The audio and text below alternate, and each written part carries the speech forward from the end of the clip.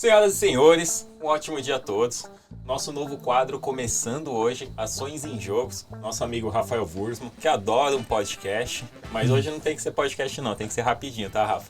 E o nosso convidado aqui, que deve participar com mais frequência, o Lucas que é especialista aqui em derivativos na mesa. E aí já para ir direto ao ponto, a Pedroso, ideia desse podcast... Só queria que o Lucas se apresentasse aqui, né? Claro, o primeiro Lucas, convidado aqui. por favor. Nossa, 30 segundinhos. E ele vai, enfim, tá falando com a gente semanalmente, uma vez a cada 2 semanas. 30 segundos, Lucas. Quem é você no mercado? Cronômetro rodando. Rolando. O que você faz na Critério? Vamos lá, pessoal. Então, como todo mundo, acho que do mercado financeiro, que é dominado, né, por essa área, fiz engenharia, né, engenharia de produção. Depois fui para a área de crédito ali do Itaú, então um pouco mais longe do que eu faço hoje. E aí depois Critério em renda variável já, né, e depois especializando em derivativos. Então, fiz alguns cursos ali, Sampo, etc., voltado para derivativos. Tanto para trabalhar com a parte agro, né, voltada para hedge, quanto para operações de bolsa ali, essas operações mais estruturadas, que é o que a gente vai falar um pouquinho hoje. Perfeito, Lucas. Deu 30 segundos? Exatamente, 30 segundos. Muito bom. Caramba. Eu sigo ordens. Então vamos lá. Qual é o objetivo desse novo quadro? A gente vai trazer aqui algumas poucas ações e depois você pode trazer aqui embaixo nos comentários quais ações você quer que traga na semana que vem. Se a gente tiver um número legal, a gente pode trazer especificamente esse ativo. Falar rapidamente ali de fatores mais voltados para o técnico e um pouco menos de fundamentalistas. E o Lucas aqui, até mais focado em ações do Brasil, vai trazer algumas estruturas que podemos montar em cima da posição utilizando os derivativos. Então, rapidamente vamos explicar aqui como que funciona esta estrutura. Se você talvez não tenha familiaridade com opções, deixaremos aqui embaixo o link do nosso WhatsApp. Você pode clicar lá, chama a gente pode conversar com mais calma, te mandar um material explicando como que funciona a operação especificamente que a gente vai apresentar aqui. Então, já para ir direto ao ponto, vamos começar falando lá de fora? Pode ser, Pedro. Lá fora vai ser rapidinho, né? Eu queria trazer 2 principais pontos aqui. Lembrando, pessoal, a gente continua com a nossa série, né? Resumo da semana toda sexta-feira, onde a gente fala de macro. Então aqui realmente é específico para algumas empresas. E, Pedroso, o que puxou, né, a Bolsa Americana início dessa semana e o que evitou maiores quedas na semana passada, quando a gente viu um sell-off bastante severo, foi a Nvidia, né? Ela está sendo um grande pilar, especialmente no setor de tecnologia. Para você ter ideia, desde a segunda-feira da semana passada, ela subiu 15% no acumulado, né? A gente está falando de 7 pregões. E por que isso? Porque o mercado está antecipando um resultado trimestral muito forte da fabricante de GPUs. A Nvidia que vai divulgar resultado hoje, tá, pessoal? A gente está gravando esse vídeo na quarta-feira pela parte da manhã, antes da abertura do mercado. E pós-fechamento, a gente vai ter as métricas aí da Nvidia. Rafa, uma dúvida. Já terminou a temporada de resultados dos Estados Unidos? Que a Nvidia está bem atrasada, né? É sempre assim, a Nvidia é uma das últimas a divulgar. Falta Nike, algumas outras a encerra, tá? Tem ali uns gatos pingados que divulgam mais pra frente. Beleza. Mas 97% das companhias que compõem o S&P já divulgaram as suas métricas, tá? A Nvidia vai fazer preço no mercado como um todo, porque é uma ação bastante representativa, né? Pra você ter ideia, ela tem um market cap hoje de 1,2 trilhões de dólares, né? E galera, olha que coisa impressionante. Diversas casas que cobrem a Nvidia, Morgan Stanley, JP Morgan, HSBC, vem aumentando o preço-alvo da ação nas últimas semanas, né? Especialmente nos últimos dias. Olha que loucura. E você me diz se você acha isso condizente, tá, Pedroso? O HSBC, em dezembro de 2022, ele era o banco que tinha o menor preço-alvo para a Nvidia, 138 dólares, tá? Agora, é um dos bancos que tem o maior preço-alvo para a Nvidia, 700 dólares. A ação negocia 450 dólares, né? Olha a revisão que teve, né? Eles citam uma demanda muito mais forte do que o esperado, né? Acaba que a Nvidia se posicionou aí muito bem para surfar essa onda de inteligência artificial. Pra vocês terem ideia, né? O ChatGPT da OpenAI usa aí próximo de 1000 GPUs, né, da Nvidia para rodar o seu algoritmo. Então é uma companhia imprescindível nessa cadeia, né, que alimenta essa quarta revolução industrial. Sinceramente, eu não tenho capacidade suficiente para analisar a Nvidia, eu não conheço tão bem, mas olhando hoje como ela negocia com relação ao múltiplo e aí aonde eu consigo avaliar, ela negocia um nível de preço bem esticado, né? Pedroso, então já está negociando ali beirando a perfeição. Agora, eu também não gosto. Não sei se vale a relação de risco-retorno, né? eu não gosto da precificação de NVIDIA, o que a gente chama de precificada à perfeição, né? Qualquer mínimo disappointment, né? Qualquer demanda mais leve, fato aquém do esperado, vai induzir um sell-off severo. Eles precisam ter um trimestre fenomenal para a gente ver a ação continuar, né, o seu ritmo de alta após, né, a divulgação das suas métricas referente ao segundo trimestre. E olha só, o índice de força relativa de NVIDIA está quase 60. Não está 70 ainda pontos, né? Então não está sobrecomprado ainda. Impressionante isso, né? Mesmo a empresa subindo aí bastante nas últimas semanas, a companhia negocia um múltiplo de 250 vezes lucro últimos 12 meses e 50 vezes lucro olhando, né, os próximos 12 meses. Então você pode ver que teve uma revisão para cima na expectativa de lucro da empresa, né? Não foi só múltiplo se expandindo por si só. Legal.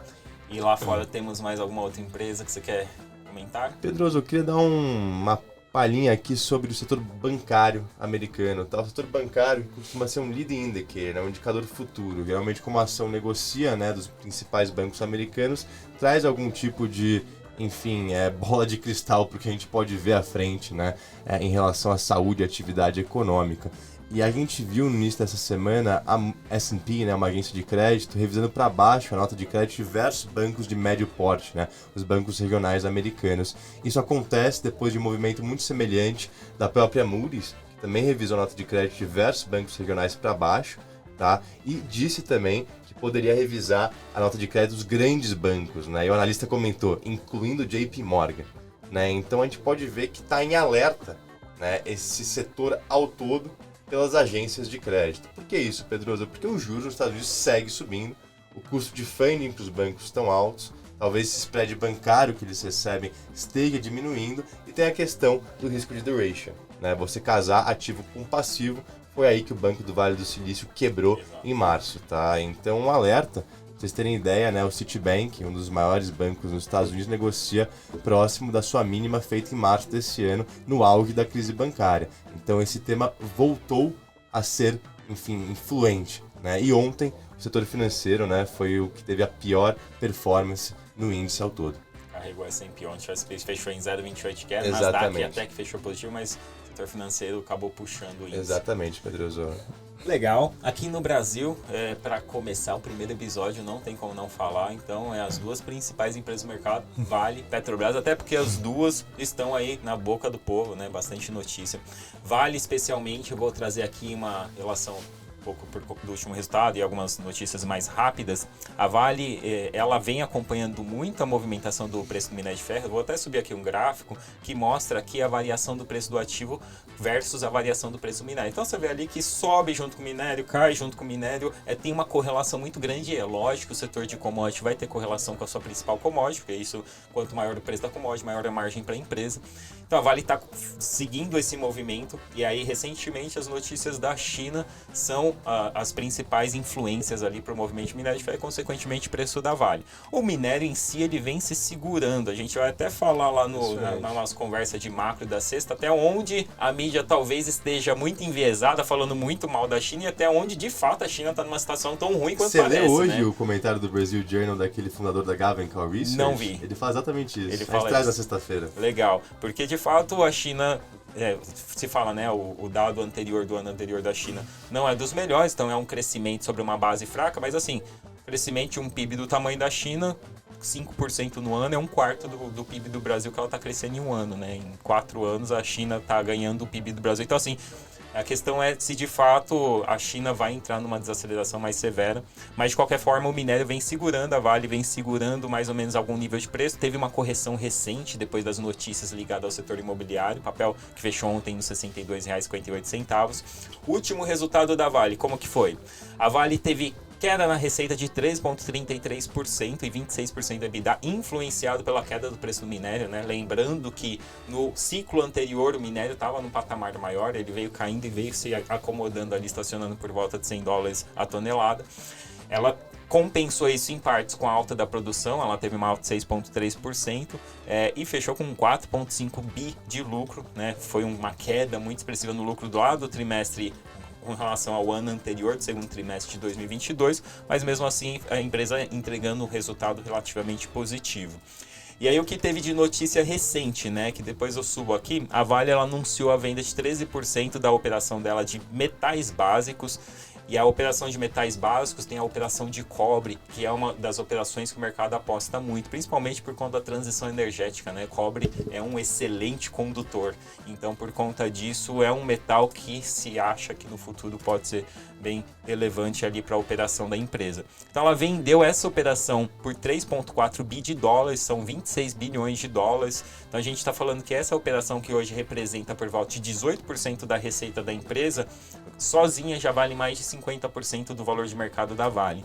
Então, estão pagando um valor futuro muito relevante por ela. Foi vendido para uma empresa lá da Arábia Saudita, né? Junto também com o governo da Arábia Saudita que comprou. E aí, olhando tudo isso, né, a Vale teve uma queda relevante no curto prazo. O que a gente pode pensar para o papel? Bom, eu acho que a Vale, de fato, está negociando um preço relativamente interessante aqui. Ela deve continuar gerando caixa e pagar um dividendo legal, dado o preço atual.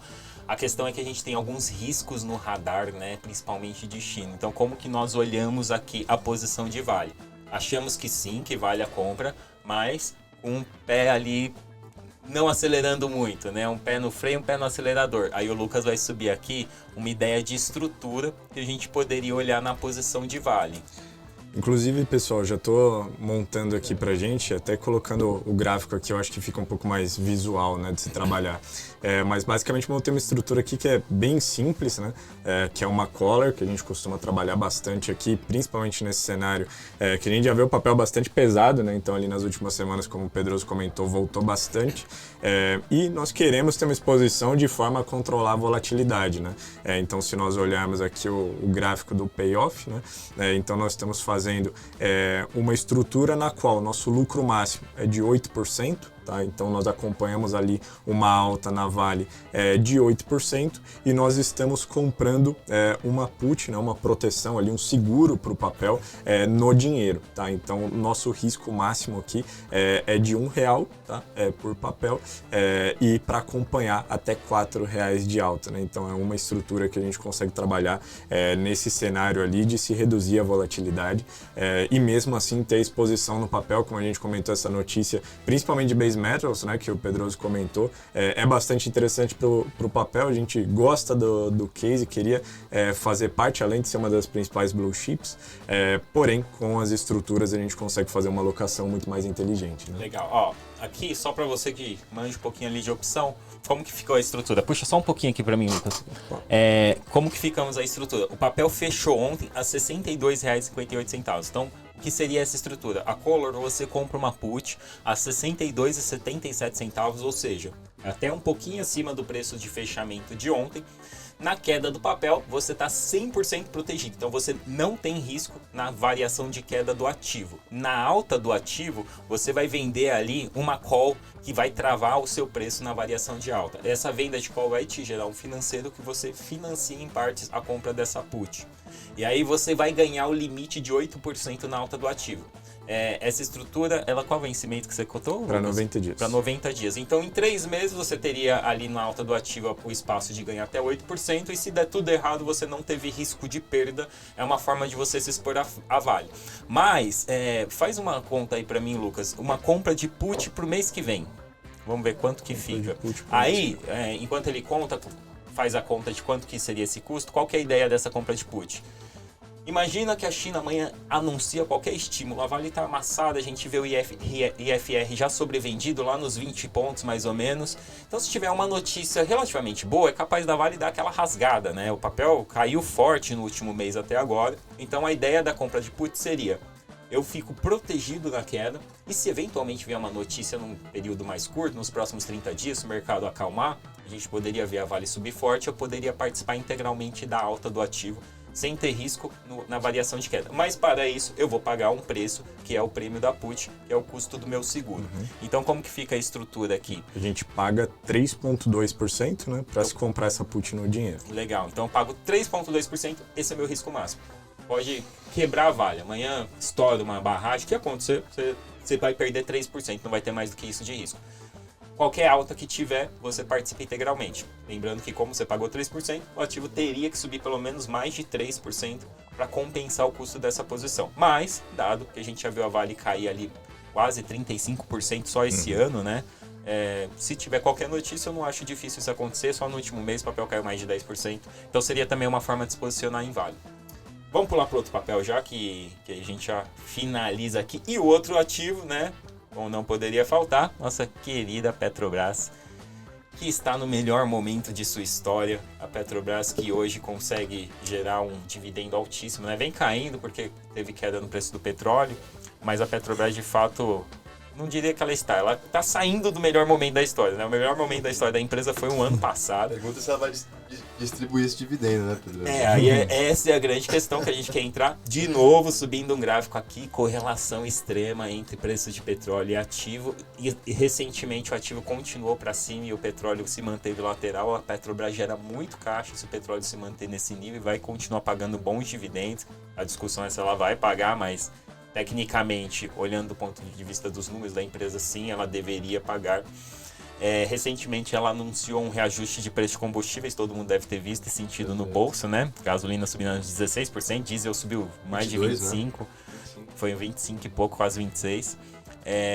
E aí, tecnicamente, a grande dúvida do mercado aqui para a Petrobras é o quanto que o governo pode interferir diretamente na empresa. Com relação a preço, houve o reajuste. Atrasado, não aconteceu, a empresa, pelo menos mantendo algum nível de reajuste, não vai ser um problema. A outra preocupação é o que vai ser feito com investimentos, né? Porque investir mal é gastar dinheiro e talvez gerar prejuízo lá na frente. A Petrobras fez muito bem isso lá atrás, né? Investiu em refinaria, que deu prejuízo. Se prejuízo, a gente tem que pagar conta, exato, né? Vai ter que aumentar a arrecadação de alguma forma. Também. Então, qual que é o ponto aqui, né? Acho que tem uma relação de risco hoje, de governança da empresa, relevante. O mercado sabe disso, tem muita casa que ainda dá recomendação, mas já fica um pouco mais com o pé atrás com relação ao ativo, mas, sinceramente, hoje, dado todas as informações que nós temos, a Petrobras ainda é uma excelente posição, pensando em ter dividendos, só que essa relação de risco começa a ficar preocupante. Então, o que nós poderíamos olhar de Petrobras, Lucas, com relação à estrutura? Qual seria a ideia? Eu até montei a mesma estrutura da Vale, até para que a gente tenha um grau de comparação, né? Claro que os papéis têm um valor financeiro ali diferente, mas aqui a gente ficou com o risco, né, na mesma estrutura de Coller, de 63 centavos para quase R$2 ali, R$1,80 de lucro, né? Então, a relação de 3-1, né, entre o risco e o retorno. E o que eu queria pontuar também é que essa relação do petróleo, né, que foi bastante preocupante, bastante comentada ali no último mês, eu estava até lendo o relatório hoje pela manhã, que essa defasagem ela só não ficou maior, né, até por conta de uma compra ali de petróleo russo, né, então no início do mês, que fez com que esse ajuste fosse menor do que poderia ser. Então foi visto como menos pior ali pelo mercado, né? Então isso dá uma tranquilizada com relação à empresa, porém a Petrobras vive aquela luta com relação aos preços, né? Então, se o petróleo sobe, você tem uma dificuldade para repassar esse preço, né? A gente já viu revisarem ali a projeção de IPCA desse ano de 4,7 para 4,9, muito por conta dessa pressão. E se abaixa que seria melhor para a empresa, mas a gente também não vê um movimento disso acontecer, né? Então, acho que a estrutura ela encaixa muito bem nesse cenário, porque a gente busca exatamente a estrutura para esse cenário de indecisão, né? Então, a gente já viu ali a Petrobras próximo das máximas agora, né? Então, próximo ali dos R$32, R$33. Então, é um excelente momento para se utilizar esse tipo de proteção, né? Excelente. Aí, ó, só para deixar mais claro, Petrobras fechou ontem a R$30,61, então a gente está falando que você vai ter uma proteção integral na queda e ganha até os 8% de alta, só que nessa estrutura especificamente, na hora que você monta a diferença do preço que você paga na proteção, que é a put, e do preço que você recebe na venda da call, você ainda tem uma diferença, né? Que exatamente, 60 centavos. 60 centavos, então você paga um valor para montar a estrutura. Então agora a gente já fez a de Coller, de Vale, vamos ver como que fica uma Fence, e aí a gente já explica um pouquinho a estrutura. Beleza, então eu já cotei aqui pra gente, basicamente a diferença, pessoal, da Coller para Fence, é que no caso de uma Coller você tem a proteção integral na queda, né? Então a partir de um certo ponto que cair você está integralmente protegido. No caso de uma Fence você tem uma proteção parcial, então você protege dentro de uma certa faixa, tá? E no caso aqui da Petrobras, que a gente já cotou, esse aqui é o gráfico da operação, nós conseguimos colocar 8,5% de ganho, tá? Para uma proteção parcial de 10%, ou seja, até esses 8,5% de ganho nós acompanhamos como se tivesse papel normalmente. Acima disso, né, o nosso ganho fica travado ali nesses 8,5%, porém abaixo, né, supondo que o papel caiu 12%, você só acompanhou 2% de queda, né, você amortiza esses 10% de queda, e é uma operação que fecha no 0 a 0, tá? Então, até olhando o gráfico aqui, até aqui em cima, né, R$ 2,84 por papel, nós acompanhamos no ganho, e por volta de R$ 3 ali nós fazemos de proteção na operação. Legal, só para você que entende a opção, o que faremos aqui, né, se for montagem de uma FENS, compra uma put a R$ 30,61 o strike, vende uma outra put lá embaixo no strike de R$ 27,54, então eu montei aqui uma trava de baixo, tem essa proteção dos 30,61 até os 27, e aí eu vendo uma call lá em cima a R$ 33,21, que seria o nosso limite de ganho, né? Então se o papel subir, você ganhou até ali, acima disso você não participa da alta, mas na queda você tem essa proteção parcial na variação do ativo. Perfeito. Acho que terminamos por aqui, trouxemos Pedroso, aqui... eu queria fazer o último adendo, o primeiro episódio, né, desse quadro. Eu queria que a gente compartilhasse, começando por você, qual que é a maior posição da sua carteira pessoa física Thiago Pedroso. Porque a gente fala, eu quero ver quem tem skin in the game e quem não tem. Maior posição, legal, vamos lá, colocando a saia justa. Maior posição hoje é a Vale. Em 30 segundos, tá? 30 segundos, rapidinho. A Vale, exatamente porque com a recente queda me parece que o ativo está negociando a um nível de preço legal e com estrutura que nós montamos, inclusive, para uma boa parte dos clientes da mesa. Que é a mesma estrutura que ele explicou. Na verdade, eu estou com posição de defense, mas a gente tem posição de collar para os clientes, que é mais proteção. Perfeito. Lucas? Então, minha posição é um pouquinho diferente. Pedroso já me ouviu falar muito desse papel, mas que é a JHSF. Né? Então, até eu ouvi, pô. JHSF, exato, porque ela está exposta no setor de alta renda, que é um setor extremamente resiliente, né? No ponto de vista de receita, e eu gosto muito do case da empresa, então eu não gosto muito de empresas muito centralizadas em uma fonte só de receita, né? A JHSF ela tem tanto setor ali de aviação, comércio, tem o único aeroporto executivo, né, de São Paulo, então é uma empresa muito bem consolidada ali, né, em fontes de receita, e poxa, que a gente passando aqui pela Faria Lima, a gente vê esse nome várias vezes, com todos os prédios subindo praticamente tem uma plaquinha ali na frente. Que incorporou o Fazano? Fazano, na verdade, ela Fazenda Boa Vista, Fazano ela é dona de uma participação. Também. Exato. Entendi, então todos esses empreendimentos Exato. Alta renda, e né? tem uma... Não? Baronesa não, só Então, Boa Vista. entendi. E ela tem um empreendimento aqui em São Paulo, Perfeito. que vai ter a praia artificial. Com ondas para quem É quiser a Fazenda surfar. não, que desculpa. fica aqui no Cidade Eles Jardim. fizeram isso na Jardim. Fazenda da Grama. Deve ser eles também. Eu não sei. A gente essa eu olha não depois, mas conheço. enfim, tudo alta renda, Perfeito. demanda inelástica, E uma margem... pouco cíclico, né? Exato, e uma margem que surpreende. Quando você olha para a incorporação, né, a margem costuma ser um pouco mais reduzida, mas você vê uma margem bruta de 50%, 60%. Impressionante. Então tem números bastante saudáveis também. E o senhor Rafael Wurzman, qual a sua maior posição, que é o Berkshire? Todo mundo aqui já sabe, né? Eu sou fã da gestão do Warren Buffett, mas a posição é Berkshire Hathaway, o ticker é BRKB, né? Tem a classe A, a ação, que é $300 mil por ação, eu não tenho esse poder de compra, então eu vou na classe B, que é 300 e poucos dólares por ação. Tá aí por quê, galera? Sendo bem objetivo com vocês, o Buffett, ele acaba que tem uma gestão fantástica, mas no momento atual eu entendo que as ações estão bastante supervalorizadas nos Estados Unidos e que a gente pode estar na beira de uma possível correção, queda mais aguda, especialmente com esses juros americanos seguindo muito volátil e atingindo essas novas máximas, né, não vistas desde 2007. Onde eu quero chegar? A Berkshire tem mais ou menos 150 bilhões de dólares em caixa.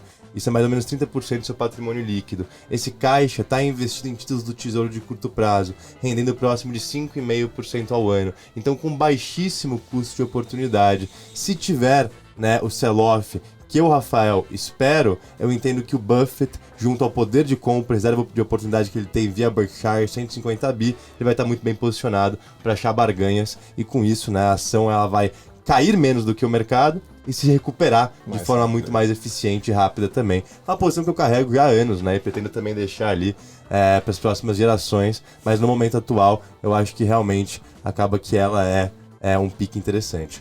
Quer investir na Berkshire? o Wurtzman, que ajuda você a investir direto lá na fonte nos Estados Unidos, ou aqui na mesa de renda variável, nós temos a ADR, que é a BERK34, que você pode comprar aqui no Brasil BDR também. é o whisky paraguaio, né, meu amigo? Eu te Você aconselho acha- a investir com o Rafael, porque eu concordo com ele. Quer comprar ação americana, compra nos Estados Unidos, não compra nos aqui no Estados Brasil. Unidos. Mas é isso, pessoal. Pedroso, obrigado. Uma aula, bom saber de Vale e Petrobras, entender mais as estruturas. Lucão, seja bem-vindo. Espero ter você aí conosco nas próximas semanas. E galera, esse vai ser um quadro semanal, tá? Então toda quarta-feira podem esperar aí a divulgação no nosso canal do Ações em Jogo.